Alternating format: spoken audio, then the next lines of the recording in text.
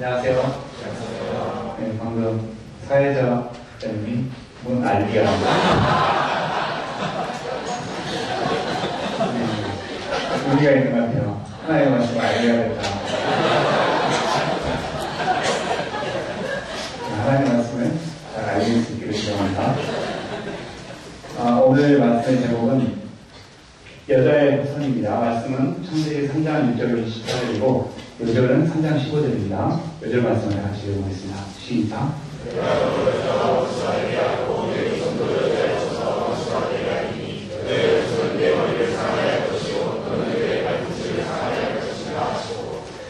감사하신 하나님 아버지 한 주의를 허락하시면서 감사합니다. 이 시간 저에게 생명의 말씀을 허락하여 주옵소서. 예수님의 이름으로 드리겠습니다.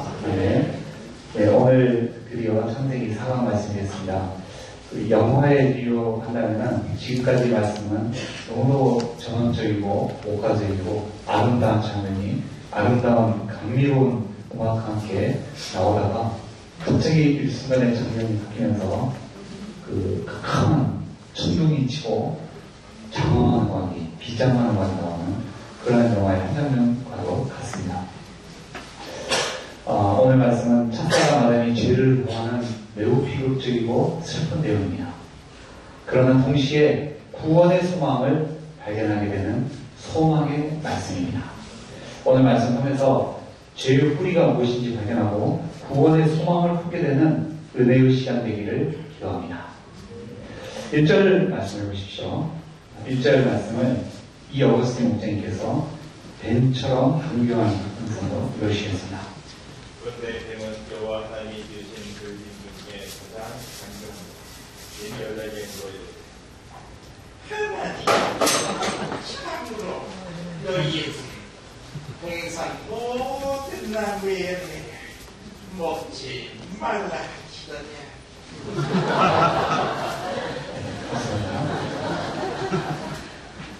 뱀은 하나님이 지으신 들짐승 중에 가장 간교하였습니다.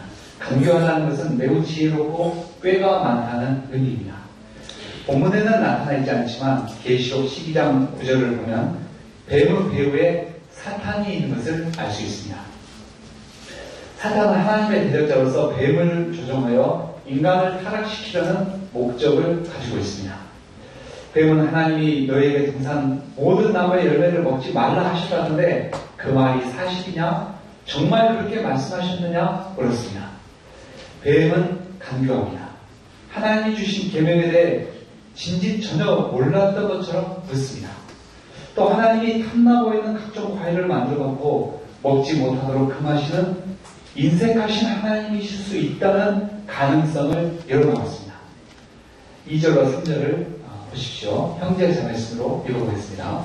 시작. 여자가 그에게 말하되 동산 나무의 열매를 우리가 먹을 수 있으나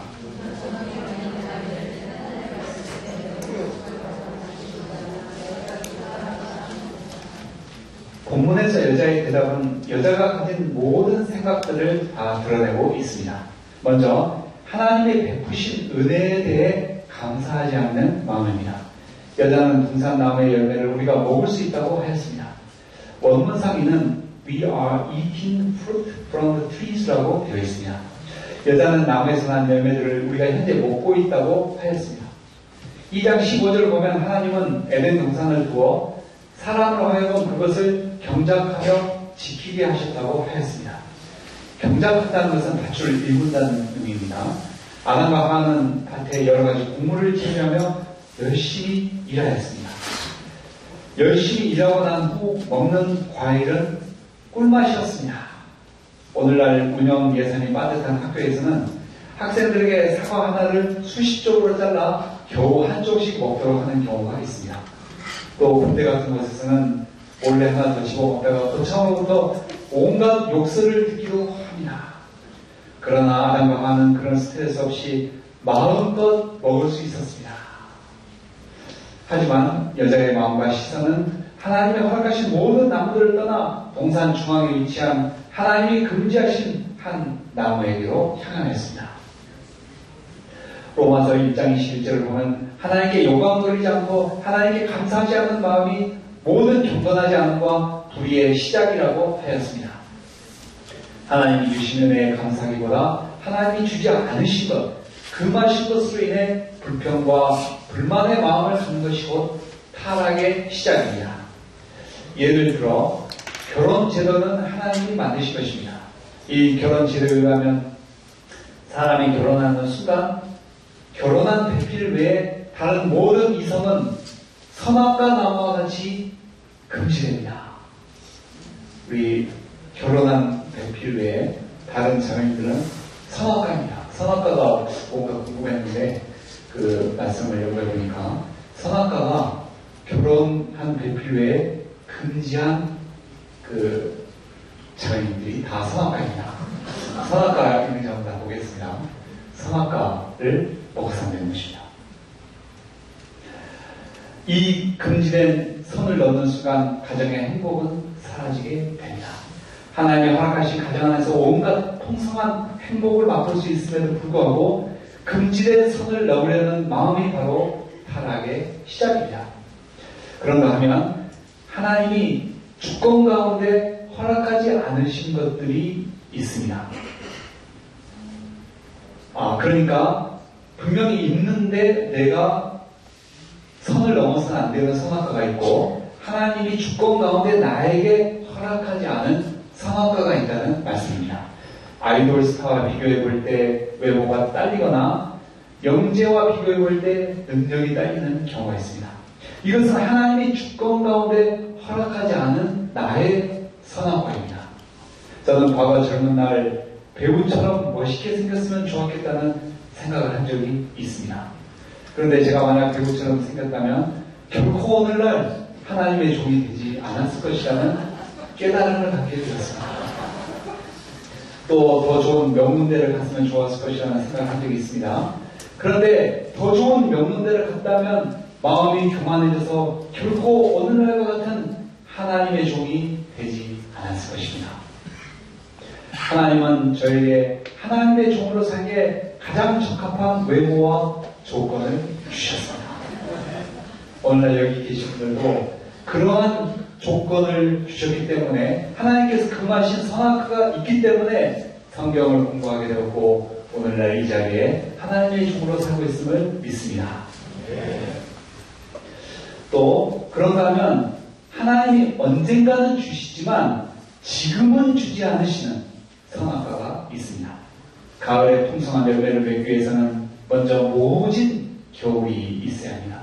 모진 겨울을 지나며 병충해가 다 얼어 죽고 땅이 기운을 축적하는 시간을 충분히 가져야 합니다. 다음으로 봄이 되어 씨를 뿌리고 떼와 끝이고 모든 것이 타버릴 것 같은 여름과 세차게 비가 쏟아지는 장마철이 와야 합니다. 그리고 나서도 열매가 충분히 무르익기까지 기나긴 가을의 시간을 기다려야 합니다. 그런데 사람들은 이 기다림의 시간을 견뎌내지 못합니다. 지금 주시기를 바랍니다. 지금 당장 주지 않으신 것으로 인해 마음의 감사함이 사라지고 쓴뿌리를 품습니다. 감사하는 마음은 곧 행복한 마음입니다. 인내하지 못하는 조급함으로 인해 감사가 사라지고 불행한 사람이 됩니다. 하와는 이와 같이 하나님이 지금 현재 주신 것, 허락하신 것들에 감사하지 못함으로 불행한 사람이 되었습니다. 다음으로 여자는 절대적인 하나님의 말씀을 상대화시켰습니다. 하나님은 그 나무의 열매를 먹지 말아야 하는 이유를 분명히 밝히셨습니다. 그것은 곧 그 나무의 열매가 선과 악을 알게 하는 지식의 열매이기 때문입니다. 선과 악을 아는 지식은 사람에게 허락되지 않았습니다.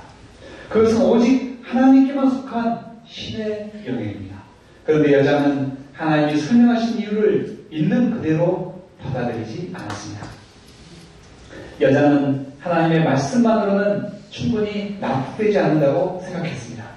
하나님이 그것을 금하신 것은 단지 선과 악을 아는 것이 사람에게 허락되지 않는 것 말고 또 다른 더 깊은 더 심오한 비밀이 있을 것이라고 여겼습니다. 그러므로 동산 중앙에 있는 나무라고 표현을 바꾸었습니다. 또한 여자는 선악과를 먹지 말라는 하나님의 말씀에 먹지 않을 뿐 아니라 만지지도 말라는 내용을 첨가했습니다. 얼핏 생각해보면 먹지도 말고 만지지도 말라는 내용은 하나님의 말씀을 더 잘 지키기 위한 좋은 의도로 생각됩니다. 하나님의 말씀을 더 잘 지키기 위해서 먹지도 말고 만지지도 말라 하는 것을 첨가시켰구나 생각할 수 있습니다. 그런데 법조문에 좋은 의도인 것처럼 보이는 작은 문구 하나를 넣을 때 전체의 내용이 크게 달라지는 경우가 있습니다. 하나님은 분명히 선악과를 먹으면 반드시 죽는다고 하셨습니다. 그러나 여자는 여기에 만지지도 말라는 내용을 첨가했습니다. 이것은 만지기만 해도 죽을 수 있다는 의미로 해석될 수 있습니다. 그러니까 먹을 때 반드시 죽으리라. 먹을 때 또 만질 때 죽으리라. 먹을 때 죽는가? 만질 때 죽는가? 만지고 먹을 때 죽는가? 굉장히 헷갈립니다. 한번 만지면 죽지 않을 수 있는가? 만져서 죽지 않는다면 그렇다면 먹어도 죽지 않을 수 있다는 논리가 성립하는가? 굉장히 헷갈리죠. 하나님의 말씀은 단순하고 분명합니다. 먹으면 반드시 죽습니다. 먹으면 죽고 만져도 죽을 수 있을까? 만지고 먹으면 죽을까? 굉장히 말씀을 난해하게 만들었습니다. 더 나아가 여자는 반드시 죽으려는 강한 강조력으로 표현된 하나님의 말씀을 죽을까 하노라로 바꿨습니다. 하나님의 말씀은 하나님의 당신의 명예와 영광을 두고 선언하니 그 선악과를 먹을 경우 반드시 죽게 된다는 매우 강한 의미를 내포하고 있습니다. 영어 성경을 보면 You will surely die입니다. 그런데 여자는 이것을 죽을까 하노라 or you will die 라고 그 표현을 매우 약화시켰습니다. 엄마가 아이에게 너 안 그러면 맞아 라고 말해놓고 실제로는 때리지 않은 것 같은 뉘앙스입니다. 여자는 하나님이 설마 선악과를 먹었다고 사람을 죽이시겠어? 진즉 엄하게 말씀해놓고 실제로는 봐주지 않으실까 하는 뉘앙스를 풍겼습니다. 하나님의 말씀은 절대적이고 분명합니다. 선과 악을 아는 지식은 사람에게 허락되지 않았다. 사람이 선과 악을 아는 지식을 갖게 되면 반드시 죽는다. 이것이 명쾌하고 분명한 하나님의 말씀입니다. 그러나 속이 시원하도록 100% 완벽하게 이해되지 않는 측면이 있습니다. 그러나 인간이 처음부터 하나님의 말씀을 100% 다 이해할 수 없습니다. 사람이 하나님의 말씀을 완벽하게 다 이해할 수 있다면 사람과 하나님은 동등한 수준이 될 것입니다. 어떤 한 사람이 음악 과정에서 배울 때 처음에는 이해가 안 되지만 순종하며 배우는 것처럼 사람은 하나님의 말씀을 순종하여 살 때 그 의미를 깨닫게 됩니다. 그러나 여자는 그 의미가 속 시원하게 이해되지 않는다 하여 절대적이고 분명한 하나님의 말씀을 다양한 해석이 가능한 상대적인 말씀으로 바꿔버리고 말았습니다. 4절 5절을 보십시오. 다시 어거스틴 목사님이 뱀처럼 확신을 가지고 읽어주시겠습니다. 뱀이 여자에게 이제 하나님 결코 잊지 아니하노라. 너희가 그것을 먹는 날에는 너희 눈이 판이 갈라서 하나님과 같이 되어 선악을 알 줄 하나님이 하심이니라. 여자의 말을 들은 뱀은 기다렸다는 듯이 선악과에 숨겨진 하나님의 비밀을 가르쳐 주었습니다. 그것은 하나님이 거짓말을 했다는 것입니다. 선과 악을 아는 지식은 인간이 감당할 수 없는 것이고 그 선을 넘을 경우 인간은 죽는다는 것은 새빨간 거짓말이고 사실은 인간이 선과 악을 아는 지식을 갖게 되면 눈이 밝아져서 하나님과 같이 된다는 것이 뱀의 말의 요지였습니다. 하나님이 그것이 두려워서 거짓말로 사람을 속였다는 것입니다. 뱀의 설명은 여자에게 큰 충격을 주었을 것입니다. 지금까지 여자는 하나님을 매우 좋은 분으로 생각했습니다. 하나님이 만드신 땅과 하늘은 너무도 아름다웠습니다. 아침이 되면 떠오르는 눈부신 태양, 상큼한 풀레오, 꽃향기, 밤이 되면 밤하늘을 보석처럼 수놓은 별들을 보며 이 모든 것을 만드신 하나님을 좋은 분으로 느꼈습니다. 그런데 이 하나님이 실상은 뭔가를 감추고 거짓말하는 분이었다니 믿을 수 없었습니다. 그런데 뱀의 설명은 왜 하나님이 선악과 계명을 말씀해 주셨는지 100% 이해가 되도록 하였습니다. 100% 이해가 된다는 것은 그 설명이 맞는다는 증거가 되었습니다. 우리가 뭐든지 100% 맞는 것 같으면 조심해야 됩니다. 보이스피싱 설명은 그 순간 100% 맞는 것처럼 느껴집니다. 앞에서 말씀드린 것처럼 오늘날 사람들에게 선한 것처럼 금지된 영역이 있습니다.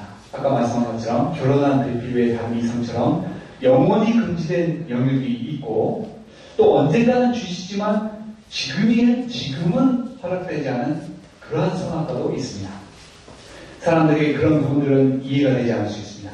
왜 하나님이 살아계시다면 나를 아이돌 가수처럼 멋있게 재주도 많이 갖고 태어나도록 하지 않으셨을까? 나를 만드셨을 때 잠깐 좋으셨단 말인가? 하나님이 살아계시다면 왜 나에게 풍성한 부와 성공, 명예를 허락하지 않으시는 것일까? 하나님이 살아계신다면 왜 이런 고난과 질병과 사고가 있는 것일까? 왜 나를 이렇게 힘들고 어렵게 살도록 하시는 것인가? 하는 의문들은 누구에게나 있습니다. 뱀은 바로 이러한 부분을 파고 들어와서 설명을 해줍니다. 그것은 사실 하나님 같은 것은 없기 때문이야. 너가 그렇게 태어난 것은 열등한 유전자의 우연한 조합일 뿐이야. 운이 없었던 것이지. 요즘 베스트셀러 1, 2 순위를 점령하고 있는 책들은 주로 이런 내용에 관한 책들이 많습니다. 유전자의 우연한 조합, 불운, 이런 것들을 강조합니다. 그래도 하나님은 살아계신다고? 그래, 하나님은 살아계신다고 치자. 그 하나님이 과연 성경에서 말하는 그런 좋으신 하나님일까? 하나님이 그렇게 좋으신 분인데 세상에 대해서 그렇게 잔인할 수 있는 것일까? 또 너에게 그런 끔찍한 고통을 주신 걸까? 그렇다면 그 하나님은 네가 힘들어하고 고통하는 것을 즐기는 가학적인 신임이 분명해. 하나님은 좋으신 분이 아니야. 설령 좋으신 분이라고 쳐. 그분은 좋으신 분이기는 하지만 너는 싫어해. 너가 이렇게 찌질하게 살고 있는 것이 바로 그 증거야. 저기 봐. 저기 아주 잘 나가는 분 있잖아. 하나님은 저 사람을 좋아하시고 너는 거울도 안 보냐? 너 자신의 모습과 삶을 보라고. 하나님이 너를 싫어하신다는 증거가 네 주변에 널려 있잖아. 이러한 사탄의 설명을 들으면 세상에 왜 이렇게 고난이 많은지, 내가 왜 이렇게 힘들고 어렵게 사는지 너무 선명하게 이해가 됩니다. 이해가 되어 속이 후련합니다. 그러나 동시에 하나님께 대한 불신이 마치 5m 뿌리를 내린 쓴뿌린 나무처럼 나의 마음속 깊은 곳에 뿌리를 내리게 됩니다. 이런 사람에게 아무리 말씀을 주고 믿음을 심어도 쓴뿌리 나무가 그 믿음의 씨를 다 죽이고 맙니다. 하나님이 무슨 말씀을 해도 믿지 않고 하나님은 결국 나에게 인색하신 하나님이고 나를 비참하게 만드는 하나님이라고 확신하게 됩니다. 6절을 보십시오. 6절을 전면 읽으시겠습니다. 시작.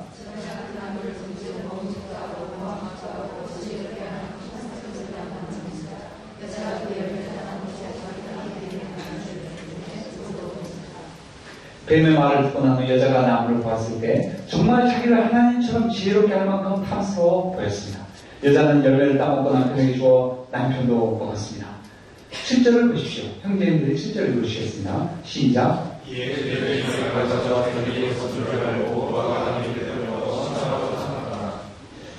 성과 아그라는 지시의 열매를 먹었을 때 어떻게 되었습니까? 뱀의 말처럼 정말로 눈이 밝아졌습니다. 눈이 밝아졌다는 것은 이전에 보이지 않았던 부분들이 보이게 되었다는 의미입니다. 그들에게 제일 먼저 보인 것은 자기들이 벗은 몸이라는 사실이었습니다. 이에 그들은 부끄러움을 느꼈고 무화과 나무에 끌려가 치마를 하였습니다. 이 사실이 의미하는 바가 무엇입니까? 그것은 성과 악을 지식을 듣게 되었을 때 수치심을 느끼게 되었다는 것입니다. 성은 하나님이 주신 선물이고 그 자체로는 선한 것입니다. 그러나 그 성을 왜곡하고 남용하는 것은 죄가 되고 악이 됩니다.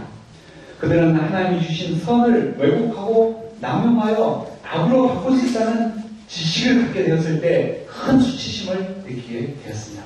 이는 그들이 악을 알게 되었을 때 그 악을 실제로 행하게 될 가능성이 열리게 되었다는 의미입니다.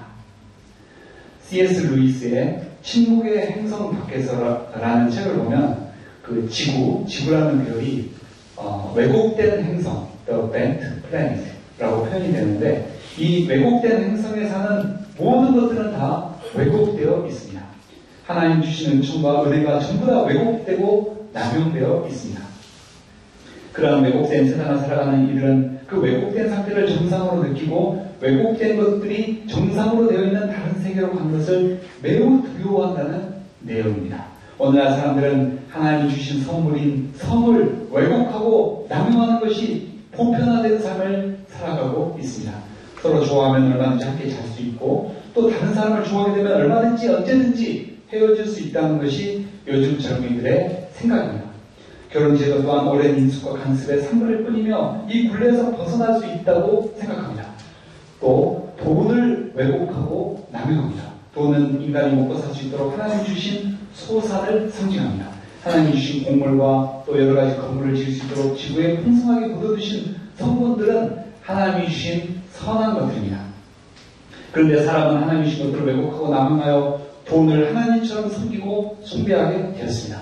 어떤 사람들은 돼지 콧구멍에 10,000원짜리를 집어넣은 후 절을 하고 제사를 드립니다. 마땅히 하나님께 드려야 할 경배와 찬양을 돼지 대가리와 그 안에 있는 10,000원짜리 돈에게 드린다니 참으로 인간으로 살 수 없는 수치스러운 행동입니다.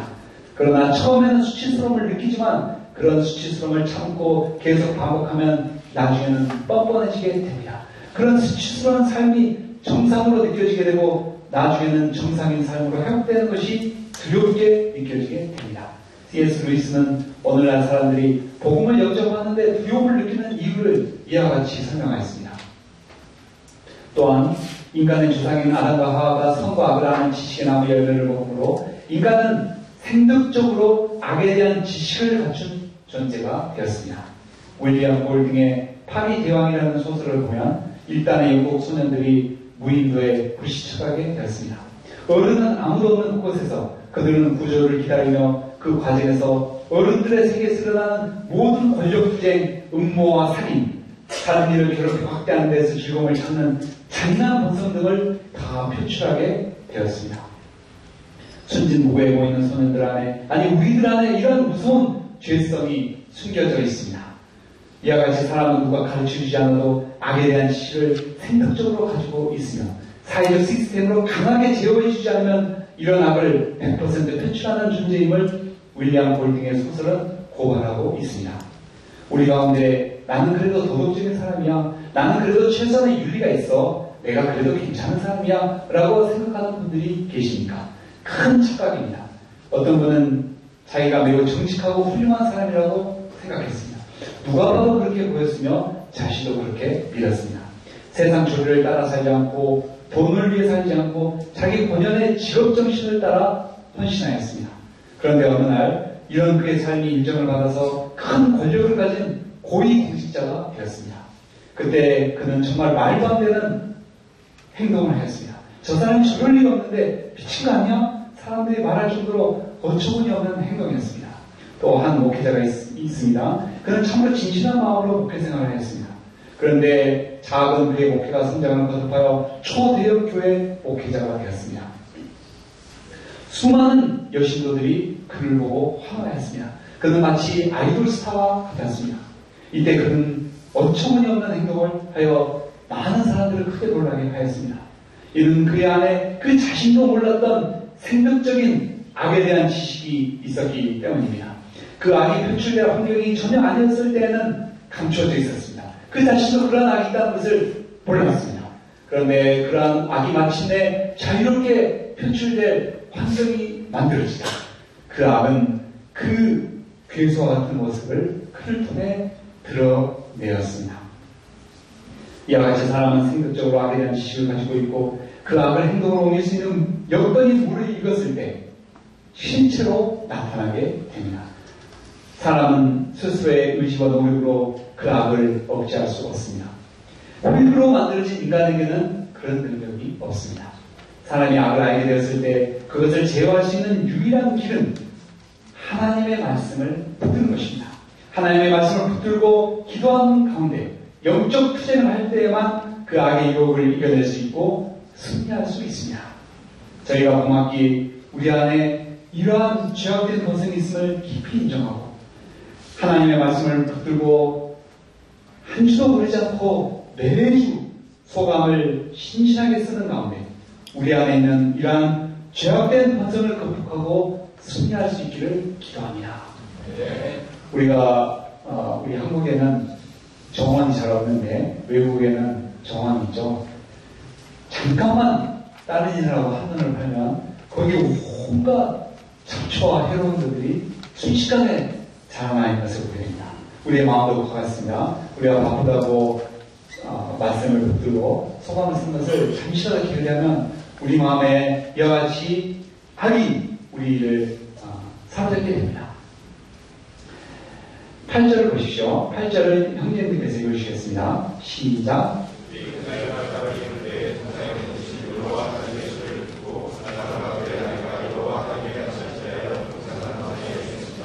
선과 악에 대한 지식을 갖게 된 아담과 하와는 하나님을 두려워하게 되었습니다.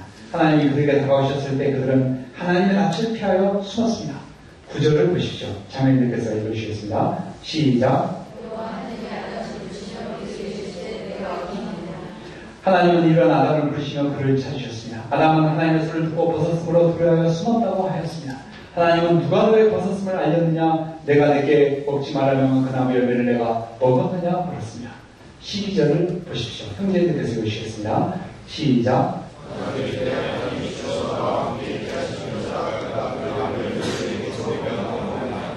아담은 하나님이 주셔서 자기와 함께 있게 하신 여자가 주워 먹었다고 핑계를 여자에게 대었습니다. 더 나아가 그 여자를 주신 하나님 탓으로 불렸습니다. 아담은 남 탓, 환경 탓, 하나님 탓을 하는 모든 죄인들의 조상이 되었습니다. 13절을 보십시오. 자매님께서 읽으시겠습니다. 시작.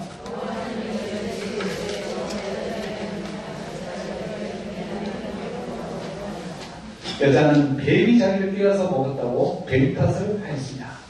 14절로 15절을 보십시오. 다 함께 읽어보겠습니다. 시작.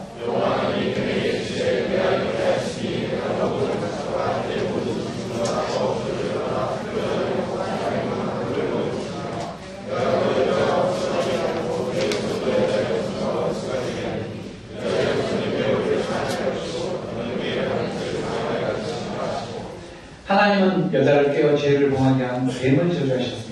평생을 배로다니며 살아있는 동안 땅을 계다니며 흙을 먹도록 하셨습니다. 또 여자와 뱀이 서로 원수가 되게 하셨습니다.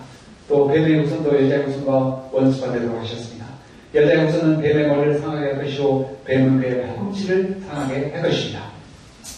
하나님의 이 말씀은 여자의 후손으로 오신 예수 그리스도를 통해 성취되었습니다. 갈라디아서 4장 4절 5절은 다음과 같이 말씀합니다. 때가 참에 하나님이 그 아들을 보내사 여자에게 나게 하시고 율법 아래 나게 하신 것은 율법 아래 있는 자들을 순양하시고 우리로 아들의 명분을 얻게 하려 하십니다. 여자의 후손으로 오신 예수님은 십자가 부활의 복음으로 죄와 죽음의 권세를 가진 사탄의 머리를 박살내셨습니다. 사탄은 이에 대응하여 예수님과 그의 교회를 박해함으로 발꿈치를 상하게 하였습니다. 하나님은 범죄한 인간을 위한 구원의 계획을 말씀하시고 범죄한 인간을 향한 크신 사랑과 구원의 소망을 나타내셨습니다. 16절을 보십시오. 자매님께서 16절을 보시겠습니다. 시작.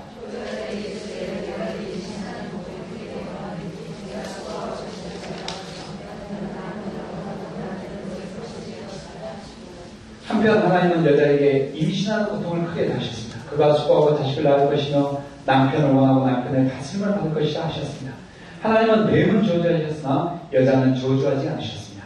이 말씀은 저주의 말씀이 아니라 범죄함으로 제약된 것을 갖게 된 여자가 가치 있고 의미 있는 삶을 살도록 도우시는 말씀으로 볼 수 있습니다. 여자는 임신하여 아이를 낳고 키우는 과정에서 성숙한 어머니로 성장하게 됩니다. 또 혼자 살지 않고 남편과 연합하여 가정을 이루는 가운데 믿음을 배우고 순종을 배워 성숙한 하나님의 여정으로 성장하게 됩니다. 17절로 19절을 보십시오. 형제자매 현재수를 읽어보겠습니다. 시작.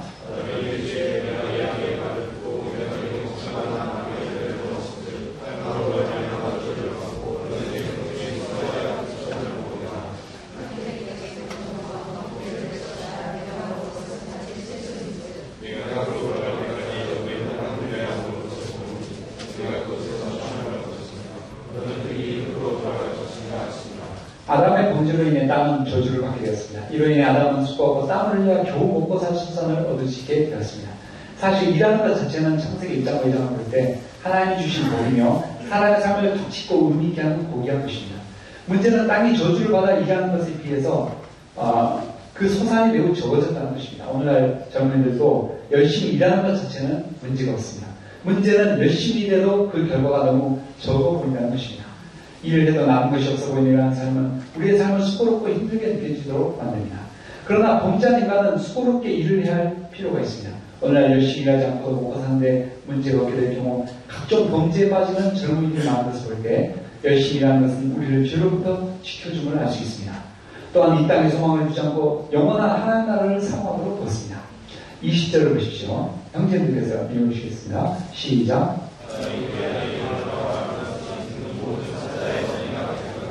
아담은 하나님의 말씀을 영접하고 그의 아내를 하와라 부렸습니다. 이는 그녀가 모든 산자의 어머니가 될 것이기 때문입니다. 아담은 평생 고생하며 수고롭게 살아야 할 삶 가운데서도 하나님의 약속의 말씀을 붙들고 믿음과 소망을 가졌습니다. 저는 본문을 준비하면서 새롭게 아담의 믿음과 소망에 대해 은혜 받고 배우게 되었습니다. 마음과 정성을 다해 도와도 때가 되면 자기 길을 찾아 떠나가는 양들을 보며 수고스럽다는 생각을 하였지만 그러한 가운데서도 믿음과 소망을 잃지 않은 아담을 보며 아담 목자님이 나보다 더 훌륭한 분이구나 존경하고 배우는 마음을 갖게 되었습니다. 오늘날 우리의 삶이 때로 수고스럽고 고난스럽게 느껴집니다. 그러나 그 가운데서도 언제든지 하나님의 약속의 말씀을 붙들고 구원의 완성이 이루어질 그날을 사모하며 오늘 우리가 주님께 드리는 수고가 하나도 헛되지 않을 것이라는 믿음과 소망을 잃지 않기를 기도합니다. 21절을 보십시오. 자매님 읽으시겠습니다. 시작.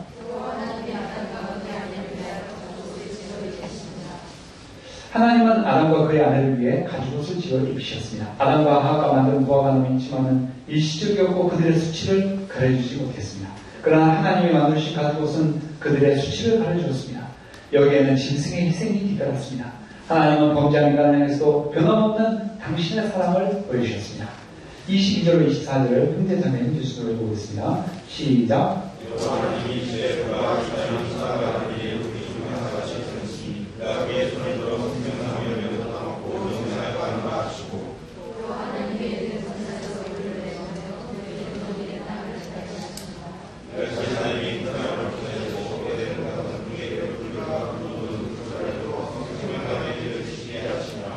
범죄한 사람이 영생한 것은 지옥의 고통입니다. 그러므로 하나님은 그를 에덴 동산에서 내보내셨습니다.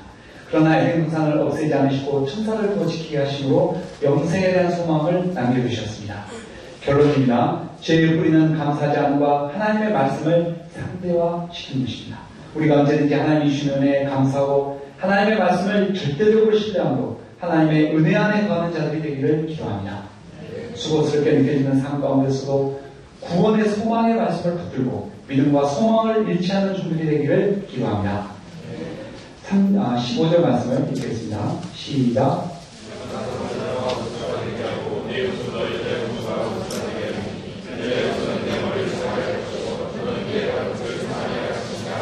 감사하신 하나님 아버지 귀한 성령 말씀 주셔서 감사합니다.